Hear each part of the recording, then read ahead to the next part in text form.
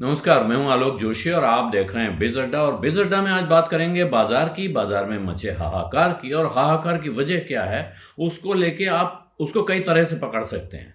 सबसे बड़ी चीज क्या है कि बाजार गिरा है। सेंसेक्स आज 361 पॉइंट गिरा है। बाजार में भारी चिंता है। आप देखें तो आज अडानी समूह के भी अनेक शेयर गिरे हुए दिख रहे हैं। लेकिन अडानी शेयर में चिंता से ज्यादा जो खास तौर पर अडानी पर सवाल उठ रहे थे उनके बरक्स देखेंगे तो एक जवाबी सवाल खड़ा हो गया है। और वो ये है कि वो क्रेडिट स्विस बैंक, जो स्विट्जरलैंड का मशहूर बैंक, दुनिया के सबसे बड़े बैंकों में से एक था, जिसको सिस्टमिकली इंपॉर्टेंट बैंक माना जाता था, वो बैंक डूब गया। अब आप उसे डूबा माने या ना माने, उसके प्रतिद्वंदी बैंक यूबीएस ने उसको खरीदने का सौदा फाइनल किया है। और वो लगभग 60% के डिस्काउंट पे बिक रहा है। जो उसकी वैल्यू थी उससे 60% के डिस्काउंट पे। और 2007 में इस बैंक का जो पीक वैल्यूएशन था वहां से वो 99% नीचे बिका है। सोचिए, 1% कीमत पे एक बैंक बिक रहा है। तो ये एक तरफ से लग रहा था कि साहब क्रेडिट स्विस जो है वो अब उसको संभाल लेगा, यूबीएस उसको खरीद लेगा। स्विट्जरलैंड की सरकार और स्विस नेशनल बैंक ने काफ़ी मजबूत गारंटीज दी हैं पीछे, तो इससे तो संकट खत्म हो जाना चाहिए। फिर ये संकट क्यों आगे बढ़ रहा है और क्यों चिंता बढ़ रही है? दुनिया के बाकी बाजारों के साथ साथ भारत में भी ये चिंता क्यों आई है?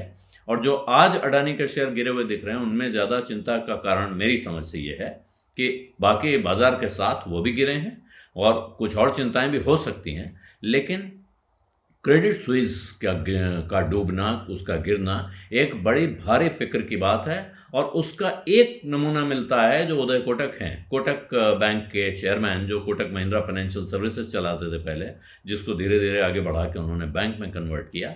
इस वक्त भारत के सबसे इज्जतदार बैंकर्स में से एक माने जाते हैं। उनका कहना है कि ये क्रेडिट स्विस की जो गिरावट है, और ये उन्होंने एक ट्वीट करके कहा है, ये एक तरह का सिग्नल है सभी बैंकर्स के लिए, यानी बैंक चलाने वाले लोगों के लिए, कि जिस अंदाज में यह बैंक गिरा है इससे पता चलता है कि अगर कोई बैंक अपने रिस्क रिटर्न रेशियो का हिसाब रखने के बजाय, रिस्क रिटर्न की मैट्रिक्स का हिसाब रखने के बजाय आकार के चक्कर में पड़ जाता है, यानी कि हम कैसे अपने बैंक का कारोबार बड़ा करें, साइज बड़ा करें, तो क्या होता है ये देखने को मिल रहा है। और ये उनके ट्वीट में लिखे हुए आंकड़े मैं आपको कोट कर देता हूं। क्रेडिट स्विस 3 अरब डॉलर में बिक रहा है, जो उसके फ्राइडे की क्लोजिंग प्राइस से 60% का डिस्काउंट है। 600 बिलियन डॉलर की बैलेंस शीट है इस बैंक की, और ये 3 बिलियन डॉलर में बिक रही है। 17 बिलियन डॉलर के एडिशनल टीयर 1 बॉन्ड्स इसमें राइट ऑफ हो रहे हैं, यानी बट्टे खाते में जा रहे हैं वो बॉन्ड। उसी तरह जैसे यहाँ जब येस बैंक को टेक ओवर किया गया, जो स्टेट बैंक के नेतृत्व में जो कमेटी बनाई गई, तो वहाँ यहाँ भी एडिशनल टीयर 1 कैपिटल बॉन्ड ख़त्म किए गए थे। हालांकि वो मामला अभी हाईकोर्ट में चल रहा है। तो इस किस्से को जिस अंदाज में उदय कोटक बता रहे हैं, ये चिंता शायद दुनिया भर की बैंकिंग इंडस्ट्री को परेशान कर रही है, और वही भारत भी आई है। भारत में भारत का बैंकिंग सिस्टम इस तरह की परेशानी से नहीं गुजर रहा है, ये बात साफ होनी चाहिए।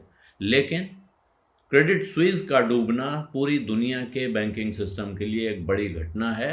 हालांकि स्विस नेशनल बैंक कोशिश कर रहा है, स्विट्जरलैंड की सरकार कोशिश कर रही है कि इस संकट से जितनी जल्दी हो निकला जा सके।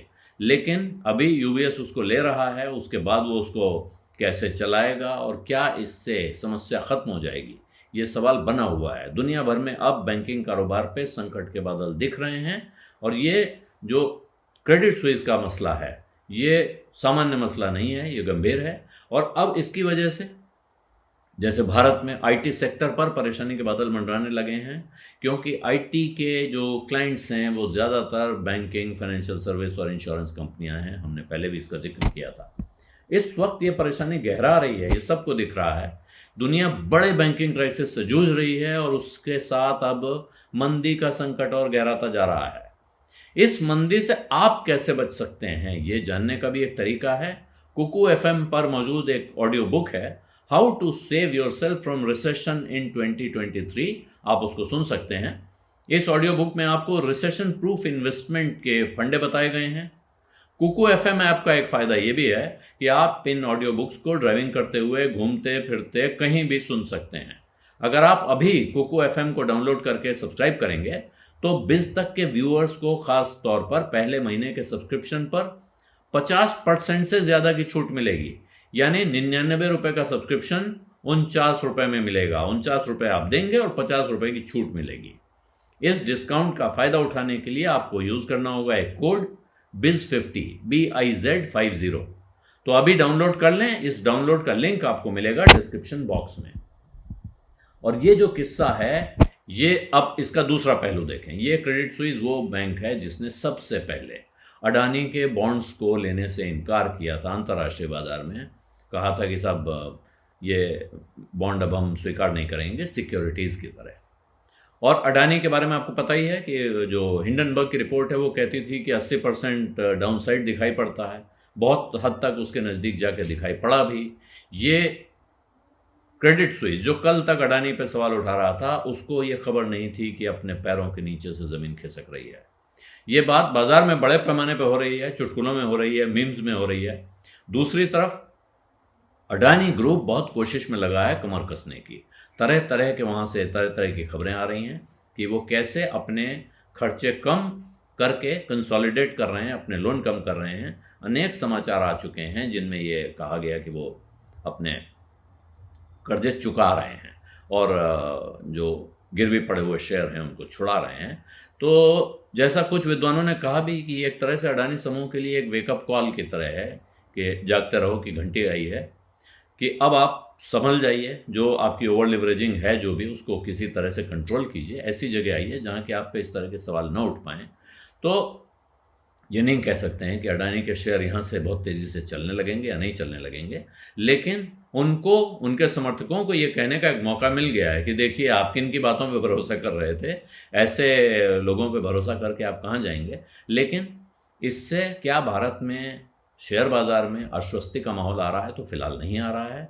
क्यों? क्योंकि क्रेडिट स्विस के डूबने के बाद, क्रेडिट स्विस के बिकने की खबर आने के बाद, वो डूबना टेक्निकली नहीं होगा क्योंकि डूबने के बजाय दूसरा बैंक उसको टेक ओवर कर रहा है, लेकिन एक इतना बड़ा बैंक बंद हो रहा है, उस दूसरे बैंक के साथ मर्ज हो रहा है, इसको आप डूबने के बराबर मानिए, टेक्निकली हो या ना हो। इस वजह से दुनिया में अब ये चिंता पैदा हो गई है कि कहीं इस तरह के और किस्से खुलेंगे क्या। और उदय कोटक जिस तरफ इशारा कर रहे हैं वो बिल्कुल साफ है कि जो बैंक्स बहुत एग्रेसिव तरीके से कारोबार में लगे थे और तरह तरह दुनिया भर में घूम घूम के अपने लिए कारोबार जुटाते थे, अपना आकार बड़ा कर रहे हैं, कहाँ से कैसा पैसा आ रहा है इसकी फिक्र नहीं कर रहे हैं, रिस्क रिटर्न मैट्रिक्स का यानी रिस्क और रिटर्न के रेशियो का ख्याल नहीं रख रहे हैं, ज़रूरत से ज़्यादा जोखिम उठा रहे थे, वो सब मुसीबत में वो आ सकते हैं। अभी जो आ गए हैं वो तो सामने दिख रहे हैं, लेकिन और कितने बैंक कब तक मुसीबत में आ जाएंगे कहना बहुत मुश्किल है। अभी यूबीएस क्रेडिट स्विस को खरीद कर उसको उबारने की कोशिश कर रहा है, लेकिन इससे कहीं वो खुद मुश्किल में तो नहीं फंसेगा, ये सवाल भी खड़ा होगा ही होगा। स्विस नेशनल बैंक और स्विट्जरलैंड की सरकार किस हद तक उनको मदद कर पाएंगे, ये भी एक सवाल है। तो इन सारी आशंकाओं की वजह से पूरी दुनिया में इस वक्त शेयर बाजार में निराशा का, आशंका का माहौल है और वही भारत में भी दिखाई पड़ रहा है। भारत में banking sector, banking financial services sector और साथ में आईटी, और इसके बाद जो अगली चीज़ आती है कि अगर इससे नौकरियों पे असर आने लगे, इसकी वजह से खर्चे पे असर आने लगे, तो फिर इकोनॉमी पे दबाव बढ़ेगा। और ये जो बैंकिंग क्राइसिस है, इसके साथ साथ ये सवाल उठ रहा है कि क्या दुनिया मंदी की चपेट में जा रही है। ख़ास तौर पर अमेरिका और यूरोप की इकोनॉमीज़, दुनिया से मुराद हमारी भारत की इकोनॉमी नहीं है आज की तारीख में, ये समझ लें। भारत अभी मंदी की चपेट में जा रहा है जैसी कोई आशंका आसपास नहीं है, लेकिन इससे भारत जैसी इकोनॉमीज पर भी असर पड़ेगा। हम जिस रफ्तार से तरक्की कर सकते थे उस रफ्तार से नहीं कर पाएंगे अगर बाकी दुनिया का ये हाल रहेगा। तो इसकी वजह से भी चिंताएं आ रही हैं और उन्हीं चिंताओं का असर है जो आपको शेयर बाजार में सेंसेक्स और निफ्टी की गिरावट में दिखाई पड़ रहा है। बिज़ अड्डा में आज इतना ही। इजाज़त दीजिए। धन्यवाद। नमस्कार।